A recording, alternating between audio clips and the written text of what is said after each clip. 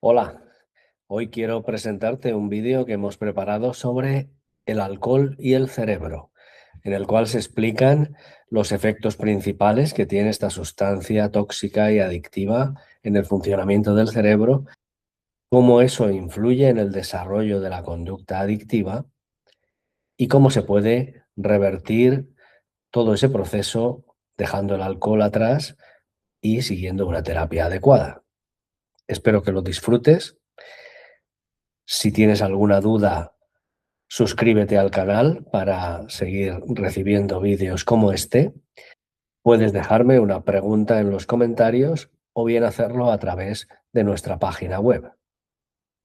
Seguro que alguna vez nos hemos preguntado qué pasa exactamente en nuestro cerebro cuando nos tomamos una copa. Y es que el alcohol es mucho más que una bebida, es una sustancia que pone en marcha una reacción en cadena súper compleja. Hoy vamos a hacer precisamente ese viaje, desde el primer sorbo hasta la alucinante capacidad de nuestro cerebro para recuperarse. Entonces, vamos al lío. ¿Qué le ocurre de verdad a nuestro cerebro con el alcohol? Pues para entenderlo tenemos que meternos de lleno en su química y ver cómo se altera un equilibrio que es de verdad muy delicado. Bueno, pues empecemos por el principio, por los efectos más inmediatos. Vamos a ver cómo el alcohol le cambia las reglas del juego a la química cerebral desde el momento en que entra en nuestro cuerpo. A ver, para que se entienda fácil, pensemos en el cerebro como si fuera un coche. Tiene un acelerador, que es el glutamato, y nos mantiene alerta, despiertos, y tiene un freno, el GABA, que nos relaja. Pues bien, lo que hace el alcohol es, por un lado, pisar ese freno con mucha más fuerza y al mismo tiempo quitarle potencia al acelerador. Ese doble efecto es lo que provoca la sensación de relajación, de sedación y de pérdida de coordinación. Y claro, esta progresión depende totalmente de la dosis, de la cantidad. Si miramos la tabla, se ve clarísimo. Con poco sentimos esa euforia inicial. Pero a medida que la dosis sube, los efectos se van agravando. Pasamos a la falta de coordinación, la confusión, hasta llegar a un punto ya muy peligroso con dosis altas que pueden provocar un coma. Todo esto no es más que el reflejo de ese desequilibrio químico del que hablábamos. Vale, pero ¿y si esto se repite un día tras otro? Pues que el cerebro, que es una auténtica máquina de adaptarse, empieza un proceso de reajuste que nos lleva de cabeza a la tolerancia y, si no se para, a la dependencia. Y aquí hay un detalle que me parece fascinante. La tolerancia no es simplemente aguantar más, no. Es un esfuerzo activo del cerebro que lucha por contrarrestar el efecto del alcohol. O sea, literalmente, está cambiando su propia química para intentar funcionar con normalidad, a pesar de la presencia constante de esa sustancia. A ver, ¿cómo se llega a este punto? Vamos a verlo paso a paso. Primero, el alcohol potencia el freno, el GABA. Segundo, el cerebro, para compensar, dice «ah, sí», y pisa el acelerador muchísimo más fuerte. Y el tercer paso es la consecuencia. Se crea un equilibrio nuevo, pero es un equilibrio muy inestable, uno que necesita del alcohol para no venirse abajo. Y justo ahí, en ese momento, es cuando nace la dependencia física.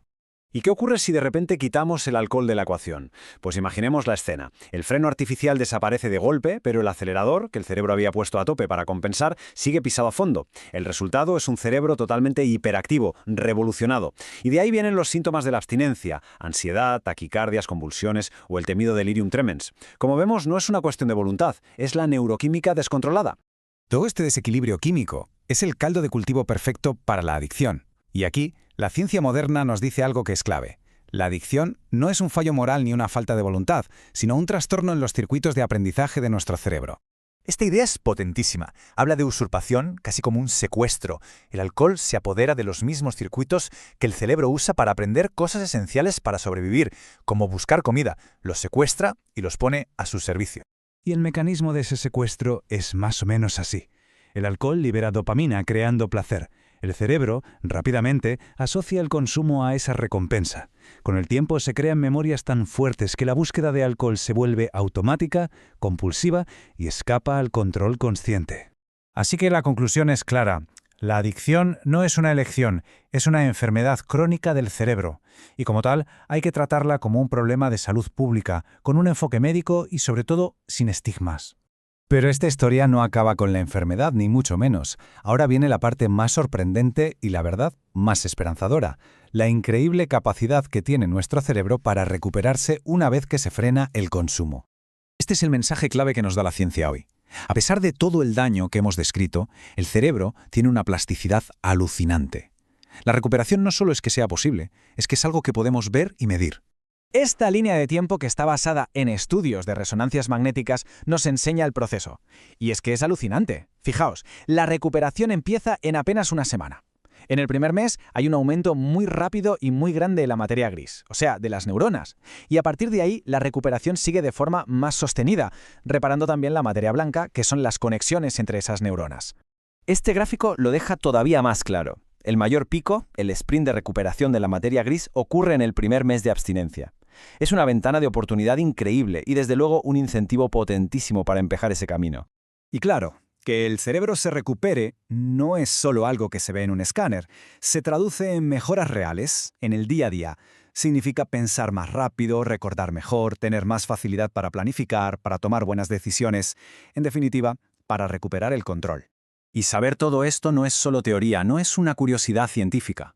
Este conocimiento es la base, son los cimientos que nos permiten crear tratamientos que de verdad son eficaces.